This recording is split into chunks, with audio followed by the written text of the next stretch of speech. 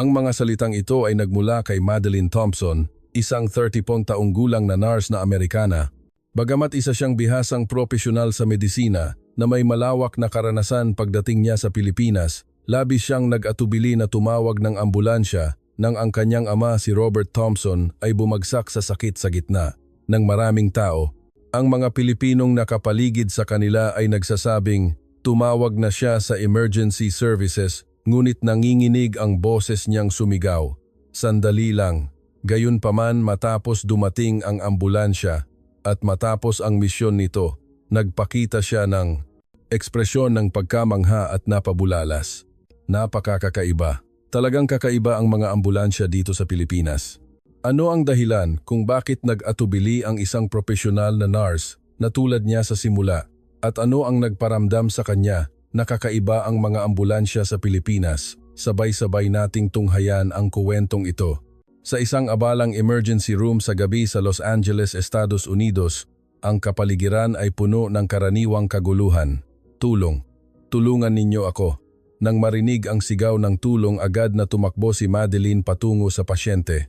Ang unang tanong na kailangan niyang itanong ay hindi, "Saan po masakit?" kundi, "Mayroon po ba kayong health insurance card?" Ang mukha ng pasyente ay namimilipit sa sakit at ang imaheng iyon ay laging tumutusok sa puso ni Madeline. Ang trabaho niya ay magligtas ng buhay, ngunit bakit kailangang pera muna ang pag-usapan? Kahit na nagtatrabaho na siya hanggang sa edad na 30, hindi pa rin siya nasanay sa kontradiksyon na ito. Hanggang isang araw pagkatapos ng trabaho, nakatanggap si Madeline ng tawag mula sa kanyang ama. "Madeline, magre-retiro na ako sa susunod na buwan," sabi ni Robert, ang kanyang 65 taong gulang na ama na nagtrabaho bilang isang train engineer sa loob ng mahigit 40 taon. "Congratulations, Dad. Salamat sa lahat ng iyong pagsisikap para sa akin."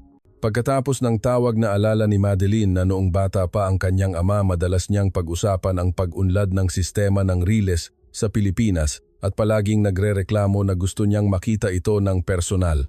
Kaya't nagpasya si Madeline na tuparin ang pangarap ng kanyang ama. Tiningnan niya ang kanyang bank account kung saan nag-ipon siya sa loob ng 8 taon. Sapat na ang perang ito para dalhin ang kanyang ama sa isang komportableng bakasyon sa Pilipinas. Nang sumunod na linggo, binisita niya ang kanyang ama sa bahay nito.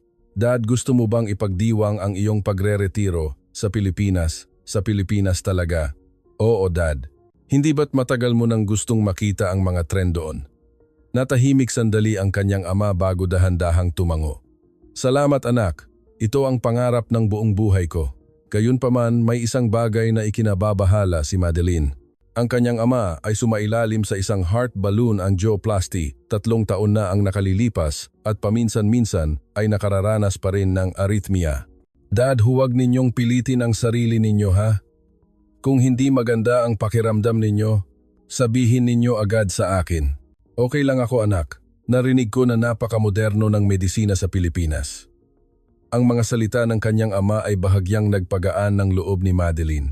Makalipas ang 1 buwan, dumating silang dalawa sa Ninoy Aquino International Airport, NAIA. Habang naglalakad sa terminal, huminto ang kanyang ama at napabulalas ng ilang beses. "Ang galing, Madeline. Ang sahig ay napakalinis at makintab. Ang sahig ng airport ay kasing linis ng salamin. Walang kahit isang piraso ng basura na lubos na kaiba sa mga airport sa Los Angeles." Pagkatapos dumaan sa immigration, magalang silang binati ng opisyal, "Welcome po sa Pilipinas." Bagamat hindi perpekto ang kanilang Ingles, ito ang mainit na pagtanggap na umantig sa kanilang mga puso. Pagdating sa Tutuban Center Station sa Maynila, lalong nasabik ang kanyang ama. "Tingnan mo, Madeline. Ito ang bagong henerasyon ng mga tren." Pinagmasdan niya ang kulay pilak at pulang tren na may mga matang parang bata. "Hindi pa tayo sasakay ngayon, Dad. Maglilibot muna tayo sa Maynila." Nagpasya silang sumakay ng LRT para pumunta sa Intramuros, ngunit naligaw sila sa harap ng komplikadong mapa ng tren. Aling exit kaya tayo? Habang sila'y nalilito, isang staff ng istasyon ang lumapit at nagtanong sa Ingles. "Do you need any help, sir?" Ginamit niya ang isang translation app para ipaliwanag ang ruta ng detalyado. "Para po sa Intramuros, bumaba kayo sa Central Terminal Station at gamitin ang Exit 1. "Maraming salamat po. Enjoy your trip, sir," kumaway ang staff. Hindi tulad sa Amerika bulong ng kanyang ama. Sa Los Angeles, bihira silang makatanggap ng ganoong klaseng atensyon at pag-aalaga. Kinabukasan, pumunta sila sa lugar na pinakahihintay ng kanyang ama, ang historical train depot sa Tutuban, kung saan nakatago ang mga makasaysayang steam locomotive. Tinitigan ng kanyang ama ang mga antigong makina nang hindi kumukurap, paulit-ulit na nilibot ang depot. Sa panahon ngayon, kahanga-hangang napreserba nila ng maayos ang mga ito. Bilang isang engineer, ang kanyang mga mata ay kumikinang na parang isang binata kumukuha ng litrato at itinatala ang bawat detalye. Nang makitang masaya ang kanyang ama, naramdaman ni Madeline na sulit ang kanilang pagpunta sa Pilipinas. Ngunit pagkatapos ng tanghalian, habang pababa sila sa hagdan, bigla siyang natumba. Dad, mabilis na tumakbo si Madeline para saluhin siya. Okay lang ako, anak. Nahilo lang ako ng kaunting, ngumiti siya para itago ito. Ngunit hindi naloko ang mga mata ni Madeline bilang isang nurse. May butil ng pawis sa noo ng kanyang ama. Nang gabing iyon, pabalik sa hotel, sinuri ni Madeline ang pulso ng kanyang ama at natuklasang mayroon nga siyang arrhythmia. Dad, magpahinga na lang tayo bukas sa hotel. Hindi maaari, anak. Nandito na tayo sa Pilipinas. Bukas pupunta tayo sa Taal, Batangas. Hindi ko iyon palalampasin, nag-alinlangan si Madeline. Bilang isang medical professional, alam niyang dapat siyang magpahinga. Ngunit nang makita niya ang determinasyon sa mata ng kanyang ama, hindi siya makatanggi. Ang biyaheng ito ay pangarap niya at ayaw niya itong sirain. Sige po, pero huwag ninyong pilitin ang sarili ninyo. Kapag hindi maganda ang pakiramdam ninyo, sabihin ninyo agad sa akin. Pangako, anak, numiti siya ng malumanay. Ngunit hindi nawala ang pag-aalala ni Madeline. Paano kung bumagsak ang kanyang ama? Kahit na narinig niyang maganda ang serbisyong medikal sa Pilipinas, sila ay mga dayuhan, mahirap makipag-usap, at ang pinakamahalaga, magkano kaya ang gastos? Sa Amerika, ang isang tawag lang sa ambulansya ay maaaring umabot ng libu-libong dolyar. Sa ibang bansa, maaaring mas mahal pa ito ng ilang beses. Tumingin si Madeline sa kisame at pumikit, nagdarasal na maging maayos ang lahat. Kinabukasan ng umaga, maliwanag ang sikat ng araw. Ngayon makikita na natin ang mga makasaysayang lugar, masayang sabi ng kanyang ama habang nag-aalmusal. Pinagmasdan ni Madeline ang mukha ng kanyang ama. Bagamat stable ang kondisyon niya mula kagabi, mukha siyang pagod. Dad, huwag po ninyong pilitin ha. Okay lang ako, anak. Ito ang araw na hinintay ko sa loob ng 40 taon. Pagdating sa makasaysayang bayan ng Taal, huminga nang malalim ang kanyang ama. Napakaganda. Naglakad-lakad sila sa paligid ng Basilica de San Martin de Tours at mga lumang bahay na bato. Masayang kumukuha ng litrato ang kanyang ama. Ngunit habang naglalakad sila, lalong dumami ang pawis sa kanyang noo. Dad, magpahinga muna tayo sa lilim. Sige, umupo siya sa ilalim ng isang puno, pinupunasan ang pawis gamit ang panyo. Namumutla ang kanyang mukha. Uminom po kayo ng tubig, inabutan ni Madeline ng bote ng tubig na inubos niya. Salamat, anak. Okay na ako. Ngunit sinasabi ng kanyang instinct bilang nurse na may mali. Dad, bumalik na tayo sa hotel ngayong hapon. Hindi. Gusto ko pang makita ang Villavicencio Wedding Gift House. Nang subukan niyang tumayo, hindi na kasing tatag ng kaninang umaga ang kanyang mga hakbang. Nag-alinlangan si Madeline. Dapat ba niyang pilitin? Ngunit ang mga mata ng kanyang ama ay puno ng determinasyon. Sige po, pero kung may maramdaman kayong kahit kaunting sakit, sabihin ninyo agad sa akin. Nagpatuloy sila sa paglalakad sa gitna ng maraming turista sa Taal. Ang daming tao, sabi ng kanyang ama, na unti-unting bumabagal. Sinubukan siyang alalayan ni Madeline, ngunit umiling ang kanyang ama. Kaya ko, anak. Habang paakyat sila sa isang bahagyang mataas na kalye patungo sa isang view deck, nagsimulang humingal ang kanyang ama. Dad, tama na po. Malapit na tayo, anak. Bigla hinawakan niya ang kanyang dibdib, ang mukha niya'y namutla na parang papel. Madeline, masakit. Masakit ang dibdib ko. Nang sumunod na segundo, bumagsak ang kanyang ama sa lupa. Dad, niyakap ni Madeline ang kanyang ama. Ang mga turista sa paligid ay nagsimulang magkumpol. Sir, okay lang po ba kayo? May makakatawag ba ng guard? Narinig ang mga boses sa Filipino. Ilatag ninyo ang jacket ninyo para unan niya. Tumawag kayo ng ambulansya, sigaw ng isang babae Ngunit sa sandaling iyon, sumigaw ng malakas si Madeline sandali lang. Tumingin sa kanya ang mga tao ng may pagtataka. Bakit niya sila pinipigilan?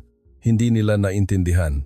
Ngunit sa isip ni Madeline, isang alaala ang bumalik. 2 taon na ang nakalilipas ang kaibigan niyang nurse na si Jennifer ay pumasok sa staff lounge na umiiyak. Madeline, maniniwala ka ba rito? Hawak niya ang isang bill. Ang kanyang 8 taong gulang na anak ay nahulog at nabagok ang ulo sa eskwelahan. Dinala siya ng ambulansya sa ospital. Ang bayad sa ambulansya, 3,500 humigit kumulang 200,000 piso, hindi ba't sakop ng insurance? Hindi sakop ng insurance namin ang emergency transport. Kailangan kong hilingin na bayaran ito ng hulugan. At hanggang ngayon si Jennifer ay nagbabayad pa rin ng 200 kada buwan. Mas malala pa ang nangyari sa isa pa niyang kaibigan. Inatake sa puso ang asawa niya. Dumating ang ambulansya. Ang kabuuang bill kasama ang pagpapagamot ay umabot sa 150,000. Sa huli, kinailangan nilang mag-file ng bankruptcy. Nangangahulugan iyon na sa Amerika ang pagtawag ng ambulansya ay katumbas ng paghahanda sa pagkakautang at ngayon nasa ibang bansa sila.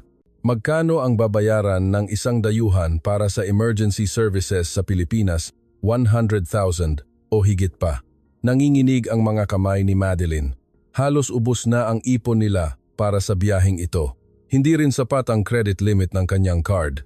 Kahit may travel insurance sila, hindi niya nabasa ang detalye kung sakop ba nito ang ambulansya. Kung kailangan niyang bayaran ang lahat, masisira ang buhay niya. Kinuha ni Madeline ang kanyang telepono na may nanginginig na mga kamay, hindi niya halos mapindot ang screen. Tumingin sa kanya ang mga Pilipinong nakapaligid nang may pagkalito. Miss, okay ka lang? Mukha kang hindi okay. Umiling si Madeline. Pakitawag ninyo ako ng taxi. Dadalhin ko ang tatay ko sa ospital gamit ang taxi. Natahimik ang lahat. Hindi nila maintindihan ang kanyang desisyon. Sa ganitong emergency, bakit taxi ang tatawagin? Isang matandang lalaki ang lumapit sa kanya. Mukha siyang nasa 70s na may mabait na anyo. Ining, huminahon ka at makinig ka sa akin, sabi niya sa mabagal na Ingles. Ang serbisyo ng ambulansya sa Pilipinas para sa mga emergency na tulad nito ay libre, napatingala si Madeline. Libre po. Paano pong nangyari iyon? Totoo, Ineng. Hindi ka magbabayad ng kahit 1 sentimo. Seryoso ang kanyang mga mata. Pero mga dayuhan po kami. Wala kaming insurance dito. Hindi mahalaga ang nasyonalidad. Sa Pilipinas, kung may emergency na nakataya ang buhay, lahat ay may karapatang tumawag sa 911 ng libre. Tumingin ang lalaki sa kanyang mga mata. Ang pagliligtas ng buhay ay walang kinalaman sa pera. Dahil sa mga salitang iyon, napaiyak si Madeline. Ang pagliligtas ng buhay ay walang kinalaman sa pera. Sa buong buhay niya bilang nurse, ito ang unang beses na narinig niya ang pangungusap na iyon. Dati akong volunteer rescuer sa loob ng 35 taon. Marami na akong natulungang tao, ngumiti ang matanda. Maraming dayuhan ang nag-aalala rin sa pera tulad mo. Pero dito, hindi mo kailangang mag-alala tungkol diyan. Ang ibang mga Pilipino ay tumango bilang pagsang-ayon. Ang buhay ng tatay mo ang pinakamahalaga. Huwag kang mag-alala sa pera. Hindi makapagsalita si Madeline, umiiyak na lamang. Sa loob ng 8 taon bilang nurse, laging ang insurance ang una niyang itinatanong sa pasyente. Akala niya iyon ang normal sa mundo. Ngunit ngayon sinasabi sa kanya ng mga estrangherong ito na mas mahalaga ang buhay kaysa sa anumang bagay. Naiintindihan ko na po. Salamat po, tumango siya. Bigla nagsimulang kumilos ang lahat. Isang babae ang kinuha ang kanyang telepono, 911. May dayuhan pong nawalan ng malay at masakit ang dibdib dito sa Taal Heritage Town. Mabilis niyang ibinigay ang mga detalye. Darating sila sa loob ng 5 minuto, sabi niya kay Madeline. 5 minuto. Nagulat si Madeline. Sa Amerika, kailangan mong maghintay ng hindi bababa sa 20 minuto o 15 minuto sa malalaking lungsod. Miss, gamitin mo itong malamig na bote ng tubig para sa noo ng tatay mo, sabi ng isa pang babae. Isa namang lalaki ang tumulong magpaypay sa kanyang ama. Huwag kang mag-alala, malapit na ang ambulansya. Kahit magkakaiba ang kanilang wika, lahat ay tumulong. Isang gwardiya mula sa malapit na establisimento ang tumakbo papalapit. Hihintayin namin sila sa kanto para i-guide. Hinawakan ni Madeline ang kamay ng kanyang ama. Dad, kapit lang po. Darating na ang ambulansya. Ngumiti ng bahagya ang kanyang ama. Madeline, mabuti talagang pumunta tayo sa Pilipinas. Dahil sa mga salitang iyon, lumaki ang kanyang puso. Tumingin siya sa paligid at nakita ang higit sa 10 Pilipino na nakatayo nag-aalala para sa kanila.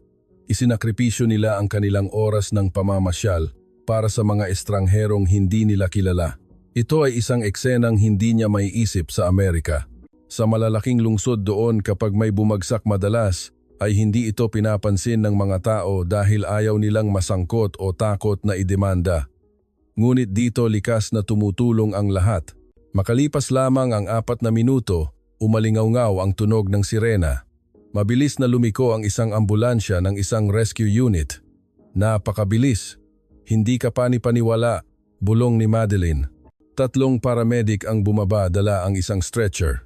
Ang kanilang mga kilos ay organisado at mabilis. Susuriin lang po namin ang tatay ninyo. Ginamit nila ang modernong kagamitan para sukatin ang presyon ng dugo, pulso at oxygen. Mayroon po ba siyang dati ng karamdaman? Nagkaroon po siya ng balloon angioplasty. 3 taon na ang nakalipas. May high blood at arrhythmia. Ihanda ang koordinasyon sa ospital. Ang kanyang ama ay inilipat sa stretcher. Pwede po kayong sumama sa amin sa sasakyan, ma'am. Pwede po akong sumama. Opo, siyempre. Sa Amerika, madalas ay hindi pinapayagan ang mga kamag-anak na sumakay sa ambulansya. Ngunit dito sa Pilipinas, normal lang pala ito. Bago sumakay, lumingon si Madeline para pasalamatan ang mga tao. Kumaway ang matandang lalaki. Good luck, ineng. Magiging okay din ang tatay mo. Yumuko si Madeline bilang tanda ng malalim na pasasalamat. Pagpasok sa ambulansya, napasinghap si Madeline. Ang loob ay malayong malayo sa kanyang inaasahan.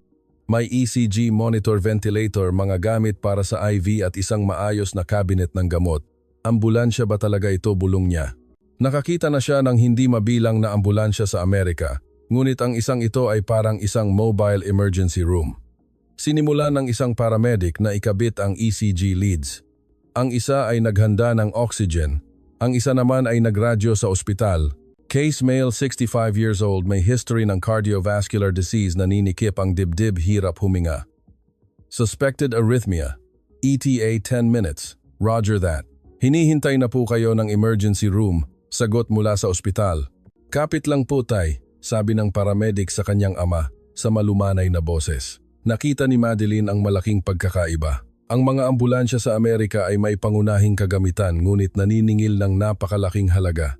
Ngunit dito sa Pilipinas, kumpleto ang kagamitan, bukal sa loob ang serbisyo at libre pa para sa mga emergency. Nagsimulang umandar ang ambulansya. Tumingin si Madeline sa labas ng bintana at isa na namang hindi kapanipaniwalang tanawin ang kanyang nasaksihan. Ang mga sasakyan sa unahan, taxi, truck, van, ay sabay-sabay na tumabi sa kaliwat kanan para magbigay daan. Lahat sila tumatabi, bulalas niya. Pagdating sa isang intersection, kahit naka-red light sila, ang mga sasakyan sa ibang lane na naka-green light ay huminto para padaanin muna ang ambulansya. Muling napaluha si Madeline. May problema po ba, ma'am? Tanong ng paramedic. Dito po sa Pilipinas, normal lang po ba na lahat ay tumatabi kapag may ambulansya? Opo, ma'am. Normal po iyan. Lahat naman po ay gustong makarating agad ang pasyente sa doktor. Ang salitang normal dito ay hindi normal para kay Madeline. Sa Amerika, kahit may sirena, marami ang nagkikibit-balikat o di kaya'y bumubusina pa dahil nagmamadali sila. Ngunit dito, kahit ang mga pedestrian ay humihinto. Isang ina na may kargang sanggol ang tumayo at naghintay na para bang tinuturuan ang kanyang anak na dapat unahin ang ambulansya. Hindi lang ito tungkol sa sistema o batas. Ito ay tungkol sa puso ng mga tao sa bansang ito na nagkakaisa para iligtas ang isang buhay. Ang buong syudad ay nagtutulungan para tulungan ang kanyang ama. Humikbi si Madeline. Salamat sa lahat ng nag-alay ng ilang minuto ng kanilang oras. Dahil ang mga minutong iyon ay nangangahulugan ng buhay at kamatayan para sa kanyang ama. Pagdating sa ospital, agad na dinala ang kanyang ama sa emergency room. Umupo si Madeline sa labas, naghihintay. Mula nang bumagsak ang kanyang ama hanggang ngayon, wala pang 1 oras ang nakalipas. Ngunit para sa kanya ito ay napakatagal at nagpabago sa kanyang pananaw sa buhay magpakailanman. Lihim niyang binuksan ang kanyang wallet, tinitingnan ang credit limit niyang 5,000. Sapat na kaya ito? Kahit libre ang ambulansya, ang gastos sa pagpapagamot at ospital ay maaaring napakalaki. Makalipas ang 30 minuto, lumabas ang isang doktor. Kamag-anak po kayo ni Mr. Thompson. Opo, ako po. Kamusta po siya? Stable na po ang kondisyon niya. Ito ay isang biglaang kaso ng arrhythmia. Walang problema sa dati niyang procedure. Ngunit kailangan niyang manatili ngayong gabi para obserbahan. Salamat, Doc. Maraming salamat po talaga. Nakahinga ng maluwag si Madeline. Isang nurse ang naghatid sa kanya sa recovery room. Nakahiga ang kanyang ama sa kama, mas maganda na ang kulay ng mukha. Dad, Madeline, okay na ako. Sabi ng doktor, ligtas na ako. Dad, alam ninyo po ba, libre nga talaga ang ambulansya dito. Ikinuwento niya ang sinabi ng dating rescuer kung paano tumulong ang lahat at kung paano tumabi ang lahat ng sasakyan sa kalsada. Nakikinig ang kanyang ama, nangingilid ang luha. Ginawa nila ang lahat ng iyon para sa akin. Hindi lang po para sa inyo, Dad, kundi para sa sinumang nangangailangan ng tulong. Normal na gawain nila iyon dito. Natahimik sandali ang kanyang ama bago nagsalita. Sa loob ng 30 taon pinangarap kong makita ang teknolohiya ng tren dito. Akala ko engineering ang kahanga-hanga sa kanila. Tumingin siya sa labas ng bintana, pero mali ako. Ang pinakamagandang bagay sa Pilipinas ay hindi lang ang mga tren o mga gusali, kundi ang puso ng mga tao at ang isang sistema na tunay na nagpapahalaga sa buhay ng tao. Kinabukasan, pinayagan na ng doktor na umuwi ang kanyang ama. Okay na po siya, pero mula ngayon huwag na po ninyong pilitin ang sarili ninyo. Ilang nurse ang naghatid sa kanila. Mag-ingat po kayo at enjoy the rest of your vacation. Naglakad si Madeline patungo sa billing counter, kumakabog ang kanyang dibdib. Magkano kaya ang babayaran? Sa Amerika, ang ganitong kaso ay madaling umabot ng 5 team. Para po kay Mr. Thompson, sandali lang po, sabi ng babae habang tinitipa ang computer. Mahigpit ang hawak ni Madeline sa kanyang credit card. Yung pong sa ambulance transport, libre po iyon. At dahil may travel insurance po kayo, halos lahat po ay sakop na. Halos lahat. Magkano po ang kailangan kong bayaran? Ang balance po na kailangan ninyong bayaran ay 1,500 piso. Humigit kumulang $30. 1,500 piso. Ibig mong sabihin, $1,500. Hindi po, ma'am. 1,500 Philippine pesos lang po, ngumiti ang staff. Muling napaiyak si Madeline. Salamat po.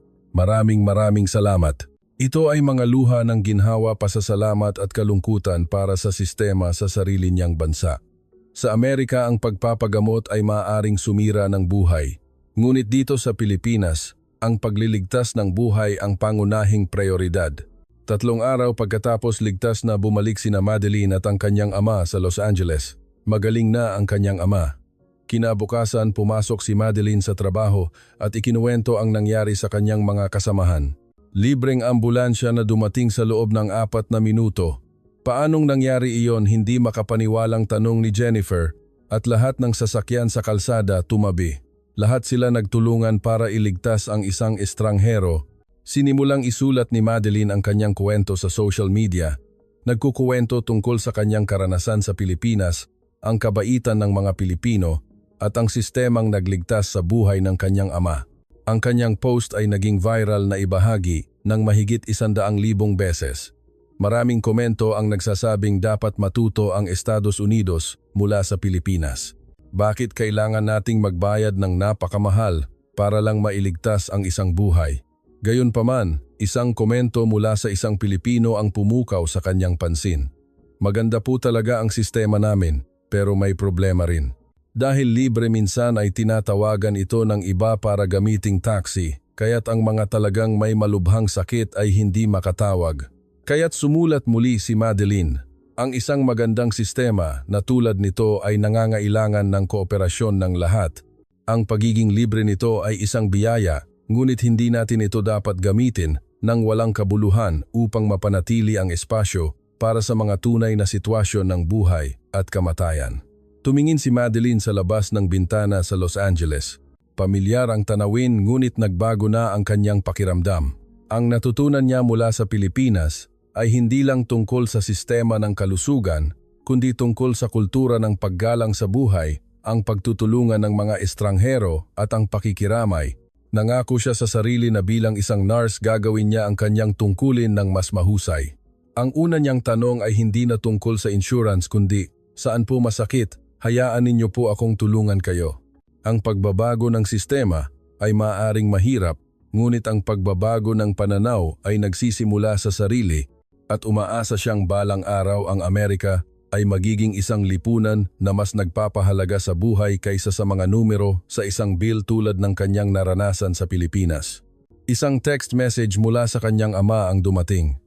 Madeline, tinitingnan ko ang mga litrato ng tren sa Pilipinas. Ang galing ng teknolohiya nila. Pero mas magaling ang puso ng mga tao doon. Napangiti si Madeline at nag-reply, "Opo, Dad. Natutunan natin ang pinakamahalagang bagay mula doon. Kayo po, ano ang masasabi ninyo sa kuwentong ito? Ano ang itsura ng pangarap ninyong ambulansya? I-comment po ninyo sa ibaba. At huwag kalimutang mag-follow at mag-like para suportahan kami. Magkita-kita po tayo sa susunod na kuwento. Paalam."